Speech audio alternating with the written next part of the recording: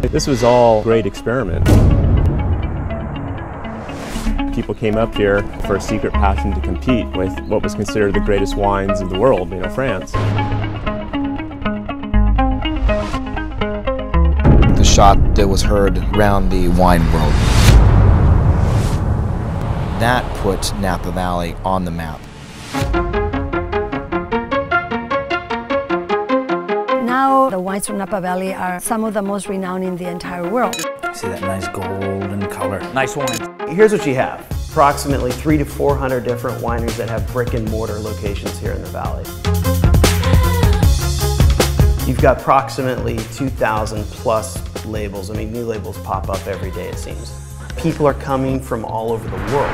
Voila! This is the elixir of God. For wine, for the culinary arts, because a lot of things grow well here in addition to grapes. It's the second most frequented site next to Disneyland. That's why it's often referred to as Disneyland for adults. It's a pleasure. It's hard to get up and down the valley floor at night.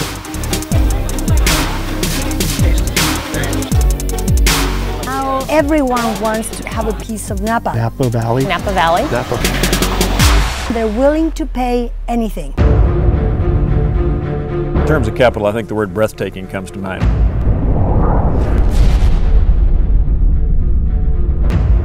It's very competitive, therefore it becomes in high demand, therefore it becomes extremely expensive, therefore it becomes prohibited for most.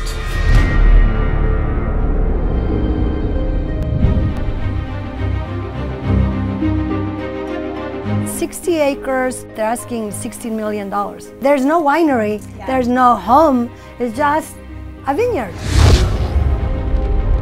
It's a global competition, and there's only so many shares. Everyone's fighting for the same real estate. Good looking Chardonnay.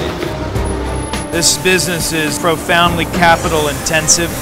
Take out the investment in the vineyards. So just say you magically have yourself grapes that you got to purchase. You're not going to see this on the shelf for 24 to 36 months, which means you are having 100% of the expenses for 24 to 36 months before you sell one bottle of wine. Perfect. The world has been aware of the Napa Valley for years, but it's only recently that has created such a vacuum for a lot of those who want to live the romantic vision of having the winery in their backyard and grow world-class grapes and win international acclaim for their wine, with their family name on it, by the way.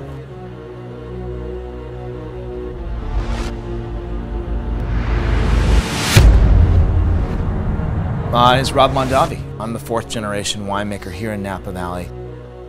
Came home from the hospital. My dad hijacked me and brought me to the winery and crushed grapes on my feet. And I think it was the 1st of November, 1971. We have a very specific growing season, one crop per year, and get those grapes into the winery. We make the best damn wine possible. Your challenge is making sure that you have the integrity within your wines in the difficult years, which means sometimes you don't make a wine. Making exceptional quality wines. That's what's going to allow you to withstand the test of time.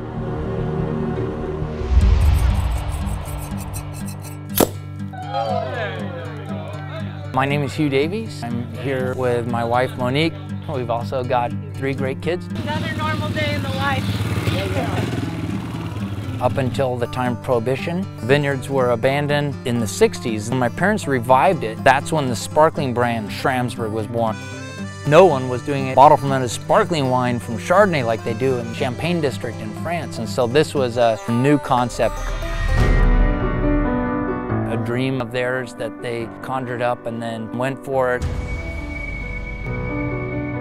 My dad would pass away in '98. We'll work with my mom further for another 7 years. She sadly passed away in 2008.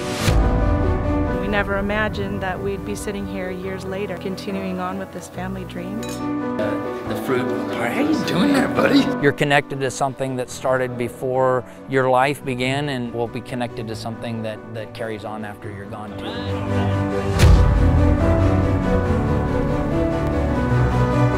I'm Jim Ragucci, the Ragucci Winery. I'm Laura Mendes. We farm a little over 3,000 acres of Napa Valley wine grapes. It's not Coca-Cola. It's not something that there's an easy, simple recipe for. It's not like you can go out and get more grapes. If you go 30 years as a winemaker, you have 30 times off that one piece of property to make the perfect wine. That's not a whole lot of shots to make it perfect. It has to be quality. You'll go into a restaurant in Chicago. There'll be 18 people there trying to fill one SKU. South African, Italian, French. They'll have everything you could imagine. It's a real competition. Needless to say, 1976 put the French to their knees. We love to be on our knees once in a while for good reason. Pour être un agent secret, il vaut mieux rester muet. Ne faites pas 30-02, manque d'une balle entre les deux yeux.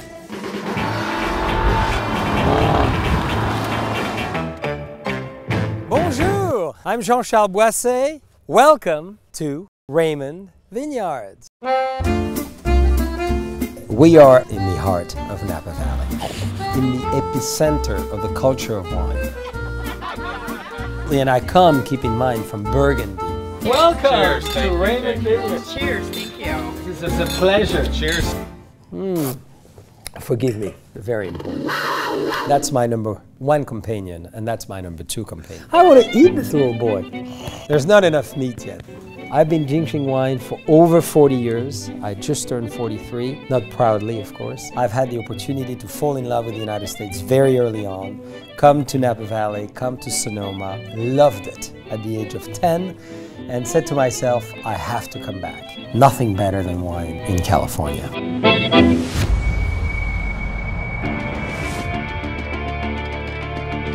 Look at that!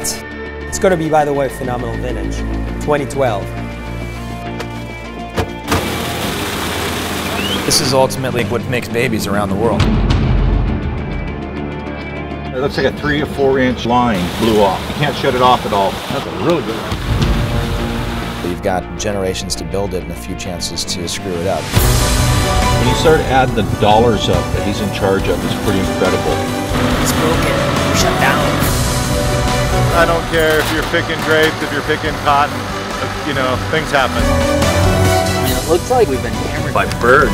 Not much at all over here. There's an enormous risk. If every vineyard looked like this, we wouldn't be in business. Not good. And there's an enormous reward. Live by the sword, die by the sword.